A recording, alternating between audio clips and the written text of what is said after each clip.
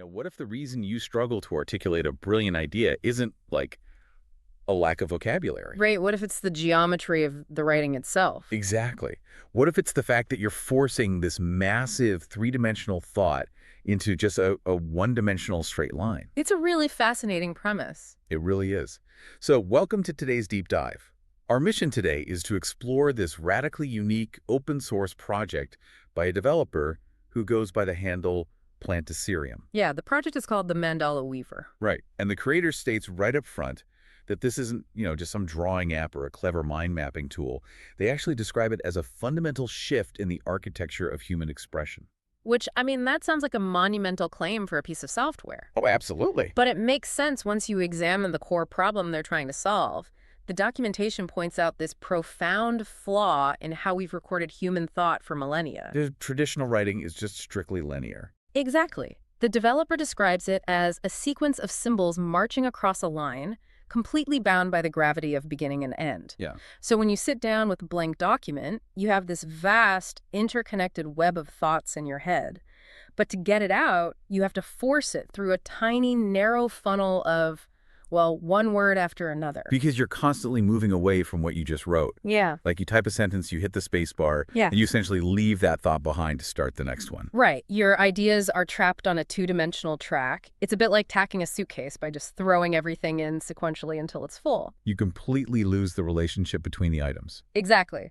The Mandala Weaver identifies this as the ultimate bottleneck of human expression. Like, we experience thought as a network, but we record it as a sequence. So to break that bottleneck, Yeah. Plantacerium built this 100% HTML web tool that just completely shatters the line. It transforms your writing from a static dead record into what the source calls a dynamic resonance. A dynamic resonance. I love that phrasing. Right. Because instead of a line, you're writing in circles. You're writing in expanding rings, in spatial vectors. Your ideas are orbiting each other instead of just marching left to right. It forces a complete reframing of the geometry we use to capture our minds. Yeah, and the best way I can picture this, from a tech perspective, is to think about navigation. Traditional writing is like driving down a rigid one-way street. You can't turn around. Nope. You can only look at the bumper of the car directly in front of you. But the Mandala Weaver is like building a solar system of ideas from scratch. Where everything revolves around a central gravitational point. Yes, you can zoom out and see the entire system at once, immediately understanding how every single planet, or in this case, every single thought, relates to the others in orbit. So if we want to understand how a user actually builds that solar system, we really need to look under the hood at what the documentation calls the Sacred Engine. Oh man, the Sacred Engine. This is where the technical execution gets incredibly fascinating for me. Because to escape that one-way street, the software has to function in a fundamentally different spatial reality. Right. And this entire platform, which is built purely in HTML, revolves around a visual mechanic called radial inscription. Which is notoriously difficult to code well. Oh, it's a nightmare. For anyone listening who has ever tried to design a logo or wrap text around a perfect circle, you know it's so frustrating. Usually, by the time your text reaches the bottom of the circle at the 6 o'clock position, it's completely upside down. It becomes totally unreadable. Exactly. You have to literally strain your neck just to see what you wrote. Which would instantly pull a user out of the contemplative state this tool is trying to achieve. So to solve this, the Mandala Weaver utilizes this highly specialized SVG flip prevention logic. SVG being scalable vector graphics. Right. So instead of drawing an image with static pixels, SVG uses mathematical formulas. The engine constantly calculates the arc of the circle you are writing on. And it mathematically ensures that no matter where your text sits on the ring top, bottom, sides, every single letter remains entirely upright and perfectly readable to the human eye. That is just a brilliant piece of code. It totally eliminates the friction of radial design. It really does. And it pairs that underlying math with a feature called spherical expansion.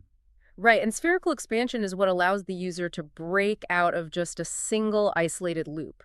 You're not just writing one sentence in a circle. No, you can add or remove concentric rings of thought, expanding outward indefinitely. You can customize the section counts, the rotational offsets for every individual ring. You're physically constructing a layered, multidimensional sphere of text. Which brings up a massive philosophical question, I think. Why are you building these concentric rings in the first place? Like, space isn't just a stylistic choice here. Not at all. The source material introduces this concept of the vectors of thought.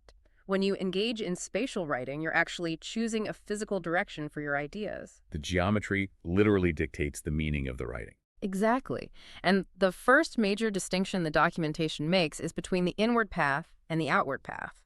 Let's look at the inward path first, which is beautifully titled The Way of Essence. The Way of Essence. Yeah, this is the process of choosing to write from the outermost rings, steadily moving inward toward the center point. It's designed to be a physical process of distillation. So you're stripping things away. Right. You start with the noise, the complexity, the sprawling mess of an unformed idea on the outer edges, and ring by ring, layer by layer, you strip away the excess. Writing closer and closer to the middle. Until you reach what the source calls the Bindu, which is defined as pure potential and eternal silence. Wait, okay. Pure potential and eternal silence. I mean, I'm struggling a bit with this Bindu concept. It sounds incredibly mystical for, a web application you run in your browser. It does sound deeply spiritual. Right. From a practical everyday standpoint, is this just a highly spiritualized way of saying the core thesis of my essay? Or is the developer going for something much deeper here? Well, think about the cognitive friction involved in finding a thesis. When you write a traditional essay, you often don't discover your true point until the very last paragraph. Oh, absolutely. By then, it's buried under pages of exploration. Right. So the Bindu is the architectural center of the application. It represents the absolute, undeniable core truth that remains when all the noise of an argument is stripped away. Oh. It is silent because it requires no further explanation. It simply is. That makes a lot of sense, actually. So the inward path is kind of like taking a sprawling, messy, 10,000-word stream of consciousness journal entry and editing it down, ring by ring. Yes. You are literally forcing yourself to squeeze the idea through smaller and smaller perimeters until you are left with one single perfect truth at the center. Precisely. So by contrast, the outward path must serve an entirely different cognitive function. Okay, so how does that work? The documentation calls the outward path the way of manifestation. It's the process of emergence. You start with that single potent seed thought at the center, the Bindu, and you let it radiate outward into increasingly complex forms across expanding rings. Okay, so if you're listening to this and trying to imagine how you would use it at work tomorrow, the outward path is essentially the ultimate architectural blueprint for a massive project. Exactly. Imagine taking a tiny seed, like, I want to start my own business. You place that in the center. Then you explode it outward into this massive solar system. Adding concentric rings for financial planning, marketing strategies. Hiring, product development, all of it. The idea grows outward into space, demanding more room as it becomes more complex. You're using the physical space of the application to enforce a specific cognitive process. When you want to simplify, you move inward. When you want to build, you move outward. But the Mandala Weaver doesn't stop at manipulating physical space, does it? No, because space is just where a thought sits. We also have to consider when a thought happens. This engine actually manipulates our perception of time. Which brings us to temporal animation. And this is where the software transcends being just a clever visual layout. Because these mandalas don't just sit statically on your screen like a finished drawing. Right. The UI allows you to engage what are called reading vectors. You can actually trigger an animation and watch your thoughts physically flow. You can watch them pulse inward, radiate outward, or just spin in endless rotation. It's mesmerizing. And before we get into the philosophy of that spin, I really have to mention the design choices here. Oh, the visual environment is critical to the mental state the tool is trying to induce. It really is. The tool features a premium interface called Visual Alchemy. You can theme your workspace in obsidian, gold, or parchment. It deliberately avoids looking like a sterile, fluorescent-lit word processor. Exactly. When you open a standard blank document, that blinking cursor is almost demanding that you produce content immediately. It's stressful. Yeah, the visual alchemy of the Mandala Weaver is supposed to trigger a state of focused, almost ritualistic contemplation. It deliberately slows you down while you watch your ideas move. And that spinning motion you mentioned is deeply tied to the remaining vectors of thought. We covered the spatial vectors moving inward and outward. Now we have to examine the temporal vectors. which dictate the progression of ideas based on rotational direction. Right. The developer assigns profound meaning to whether your mandala spins clockwise or counterclockwise. First, you have clockwise writing, which the source material calls the evolution of time. Well, moving in the direction of the clock hands naturally implies moving forward. Yes, the documentation states this follows the natural forward spin of the cosmos. Writing in a clockwise direction tracks progression. So it's inherently growth-oriented. Exactly. It's future-oriented. It's the direction you choose when you want to map an idea that is actively developing, evolving, and stepping forward into tomorrow. Okay, so then conversely, you have counterclockwise writing. And the software describes this direction as the involution of memory. The involution of memory. I mean, that phrase alone is incredibly poetic for a piece of software documentation. It really is. Writing counterclockwise is defined as the act of unraveling the past. It's used specifically for reflection and deconstruction. You utilize this temporal vector when you want to return to the origins of a thought, a feeling, or a specific event in your life. Let's apply this to the listener for a second. Yeah, please. If you're listening right now and thinking about a really complex emotional experience you recently went through, maybe a messy breakup or a chaotic career shift normally, you'd process that by writing it down chronologically. Right, you'd write, this happened, and then this happened, and therefore I feel this way. It's a straight line of cause and effect. But if the software forces you to literally spin backward, writing counterclockwise, does this turn a simple diary entry into a literal time machine? Are you forcing your brain to unravel an event, peeling it back layer by layer, rather than just recounting a list of facts? This raises a vital psychological question about how our brains process personal narrative. When we write linearly, we are reinforcing a specific timeline, A to B to C. We trap our memories in a strict sequence of causality that, might not actually be accurate to how we felt. Exactly. By forcing yourself to write counterclockwise in circles, you disrupt that habitual narrative. You're spatially engaging in deconstruction. You aren't just telling the story anymore. No, you're dismantling it to understand its individual components. Yeah. You're walking backward through the labyrinth of your own experience. Wow.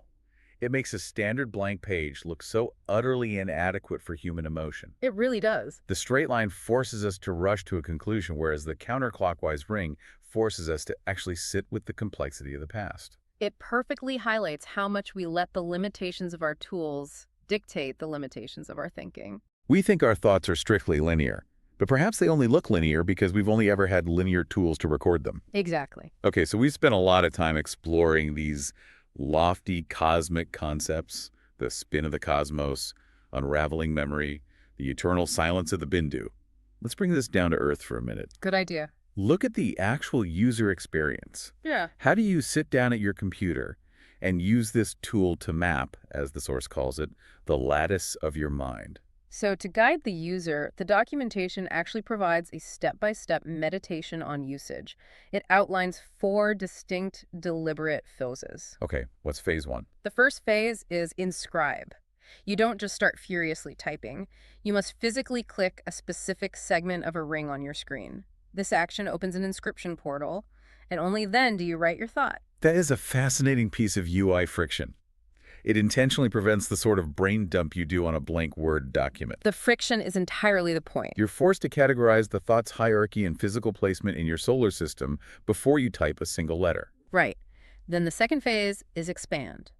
When your thought inevitably outgrows its current space or requires more nuance, use the expand sphere function, Which allows you to create new layers of complexity, adding those concentric rings we discussed earlier. You're building out the gravitational pull of the idea. I love that. The third phase is navigate. This is where the interactive element truly shines. You use zoom controls to physically dive deep into the center point, into the Bindu, examining the core truth. Or you can step all the way back to see the entire massive interconnected structure of your thoughts at once. Right, you navigate your mind like a map. Okay, and the fourth phase. Finally, the fourth phase is flow. By toggling the path indicators, you can visualize exactly how your narrative moves through the space and time you have constructed. Yeah, so you watch the animation prove or disprove the logic of your connections. Exactly. Okay, but to ground all this incredible architectural meditation in reality, we have to talk about the archive and export features. Right, because at the end of the day, as mystical as this sounds, this is still web software running in a browser. Right.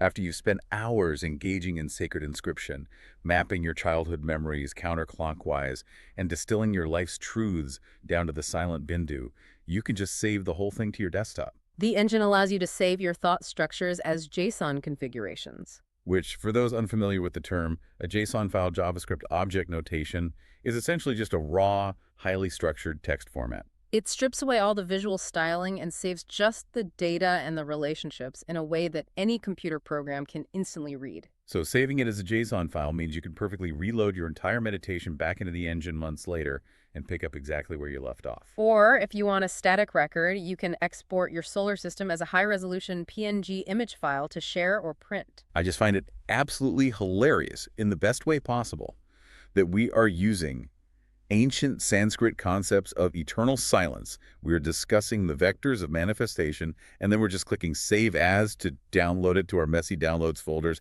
as a standard JSON data file. It is quite the contrast. It's like finding a Zen Buddhist monk meditating perfectly still inside a noisy server room.